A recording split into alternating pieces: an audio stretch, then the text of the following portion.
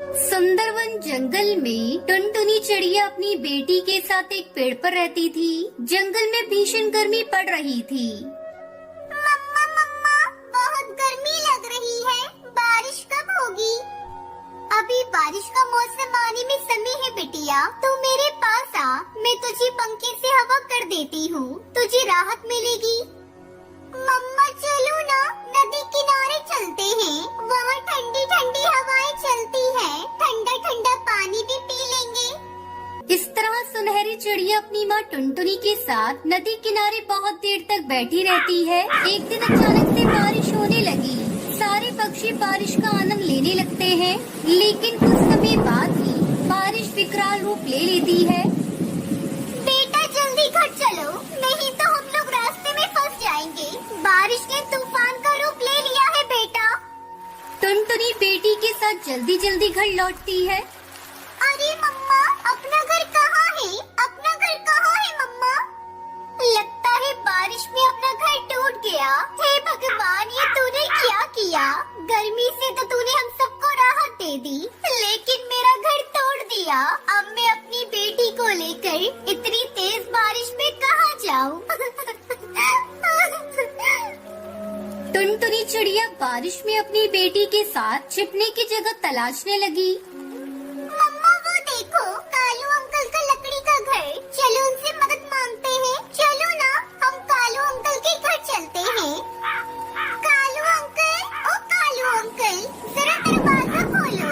मैं और मेरी माँ पानी में भीग रहे हैं। हमारा घर टूट गया है अंकल। यहाँ कोई मैंने धर्मशाला नहीं खोली है जो तुम लोगों को अपने घर में आने दूं। जाओ यहाँ से, कहीं और जाकर रहने की जगह तलाश करो। बहुत देर तक दोनों बारिश में रहने का ठिकाना ढूंढती रहती है। थोड़ी देर बाद उन्हें कुटिया दिखाई देती है। लगता है वो कोई साधु महात्मा की कुटिया है। चलो हम लोग वहाँ चलते हैं। दोनों माँ बेटी महात्मा की कुटिया पर जाते हैं। महात्मा जी, हमारा घर मिट्टी का था जो बारिश की वजह से टूट गया। हम बेघर हो गए महात्मा जी, किसी ने हमारी मदद नहीं की। कोई बात नहीं चिड़िया रानी, तुम बारिश रुकने तक यहाँ रह सकती हो। महात्मा जी, आपकी कुटिया भी तो मिट्टी की है, फिर ये क्यों नहीं बारिश में टूटी? वो इसलिए बिटिया, ये जादुई मिट्टी से बनी है। ये लो जादुई मिट्टी, इसे साधारण मिट्टी में मिलाकर अपना घर बनाना, वो भी कभी नहीं टूटेगा। शाम होते होते बारिश रुक जाती है और टुनटुनी महात्मा जी की दी हुई जादुई मिट्टी से अपना घर बनाती है। पूरी रात लीपा पोती करके टुनटुनी अपना मिट्टी का घर तैयार कर लेती है। फिर दोनों माँ बेटी जब अपने मिट्टी के घर में प्रवेश करते हैं तो वो अंदर से बहुत ठंडा था। मम्मा, ये घर तो बहुत ठंडा है, इसमें तो गर्मी भी नहीं लगेगी। वाह मम्मा, महात्मा जी की जादुई मिट्टी ने कमाल कर दिया है। ऐसा घर पूरे जंगल में किसी और का नहीं होगा। फिर दोनों माँ बेटी खुशी खुशी उस मिट्टी के घर में रहने लगती है। बहुत समय पहले हरी वन में टुनटुनी चिड़िया अपनी मम्मी पापा के साथ रहती थी। टुनटुनी का पिता खेती करके अपने परिवार का पेट पालता था। उसी जंगल में एक लालची मुखिया भी रहा करता था।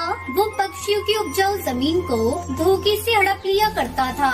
एक दिन मुखिया बुल्लाबाज कालू कौवे के खेत पर पहुंचता है और उससे कहता है, अरे तुमने मेरे कर्ज को अभी तक नहीं चुकाया। ये खेत मेरे नाम लिख दे, इसके बदले में मैं तेरा सारा कर्ज माफ कर दूंगा। कैसा कर्ज मुखिया जी? मैंने तो आपसे आज तक कोई भी कर्ज लिया ही नहीं। तो क्या ये कागज झूठ बोल रहे हैं? ये देख, इस कागज पर तेरे अंगूठे के निशान हैं। तूने मुझसे पूरे 1 लाख रुपए कर्ज लिया है। मालिक, ये सब झूठ है। आप मुझ पर ऐसा जुल्म मत कीजिए। अगर आपने मेरे खेत को अपने नाम लिखवा लिया तो मेरा परिवार भूखा मर जाएगा। देख कालू, अभी तक तो मैं तुझे प्यार से समझा रहा हूँ। अगर तू फिर भी नहीं माना तो मेरे आदमी तुझे इस खेत में मारकर गाड़ जाएंगे। अब चल भाग यहाँ से, आज से ये खेत मेरा हुआ। मालिक, ऐसा पाप मत करो। मेरे छोटे छोटे बच्चे हैं, उनका तो ख्याल करो मालिक। वो दुष्ट मुखिया कालू की एक नहीं सुनता और उसे वहाँ से भगा देता है।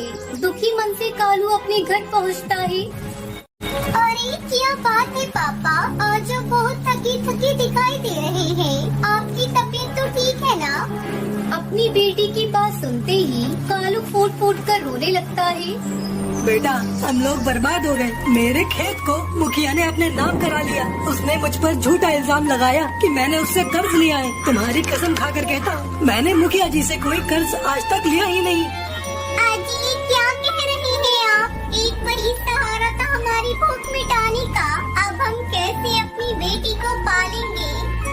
अपने खेत जाने के गम में कालू बीमार पड़ जाता है।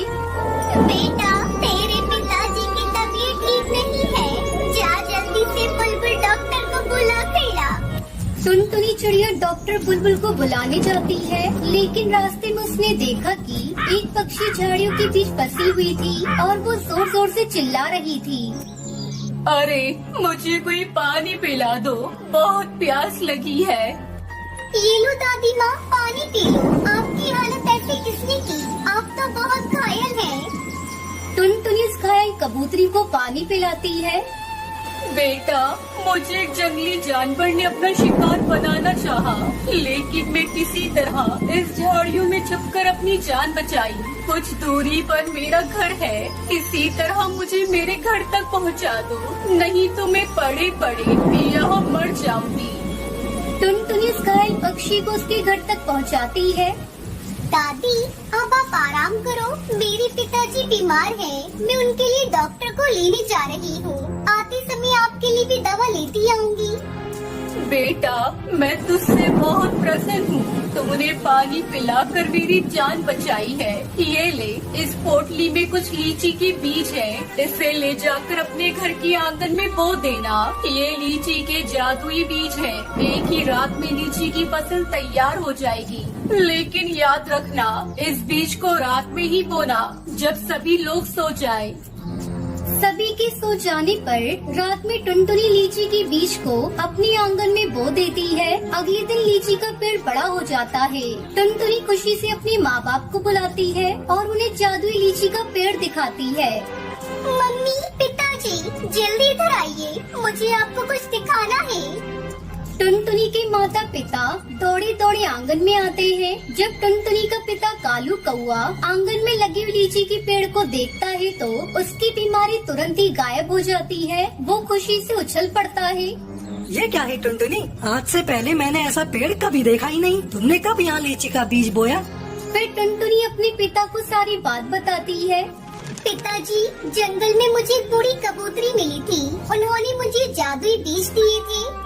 टुनटुनी और उसकी मम्मी पापा मिलकर झटपट सारी लीची को निकाल लेते हैं और फिर उन्हें बाजार में अच्छे दामों पर बेच देते हैं। जल्दी उनके पास बहुत सारे पैसे इकट्ठे हो जाते हैं। फिर कालू दूसरा खेत खरीदता है और उसमें लीची की जादुई खेती करके अपने परिवार के साथ खुशी खुशी रहने लगता है।